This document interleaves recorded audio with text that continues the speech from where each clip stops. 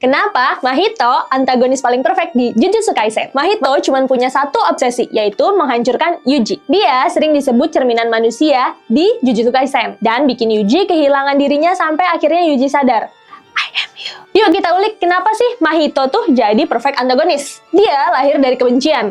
Manusia menyimpan kebencian yang tinggal di dalam hati mereka terhadap banyak hal kayak politik, agama, uang, seks, dan keinginan lainnya. Emosi ini makin lama makin ekstrim. Nanami bilang Mahito baru aja ngambil form manusia dan jadi kutukan special grade. Artinya, curse-nya Mahito cenderung masih muda dan merupakan perwujudan terburuk dari manusia. Spesies yang terlalu bangga pada dirinya sendiri. Kayak narsistik kali ya. Yang bikin makin dalam adalah nama Mahito dalam bahasa Jepang berarti manusia sejati. Mahito yang tercipta dari sifat manusia benci banget sama manusia. Di chapter 21, Mahito punya pandangan aneh. Manusia gak punya hati tapi digerakkan oleh jiwa mereka. Dia pikir manusia gak punya tujuan sama sekali. Plus, kutukan dan manusia itu mirip karena sama-sama produk dari alam. Serem banget gak sih? Pandangan yang cenderung fatalis ini align sama jurus mautnya, Idol Transfiguration. Bikin dia bisa membentuk ulang jiwa dan merusak tubuh. Kemampuan ini nguatkan filosofinya bahwa bentuk tubuh ditentukan oleh bentuk jiwa. Tema penting di Jujutsu Kaisen.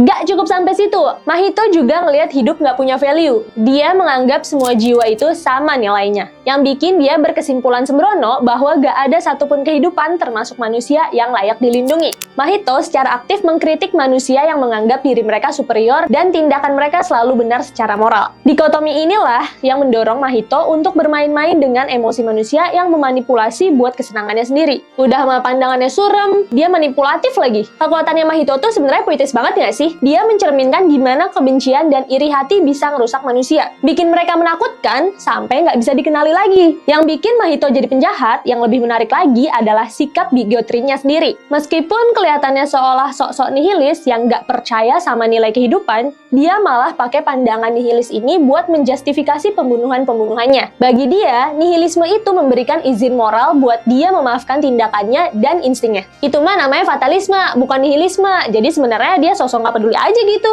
Kalau dia benar-benar peduli, dia nggak bakal peduli kalau kutukan menggantikan tempat manusia. Bahkan dengan mengorbankan nyawanya sendiri. Karena siapapun yang lebih unggul seharusnya ya sama aja buat dia. Menurut kalian gimana?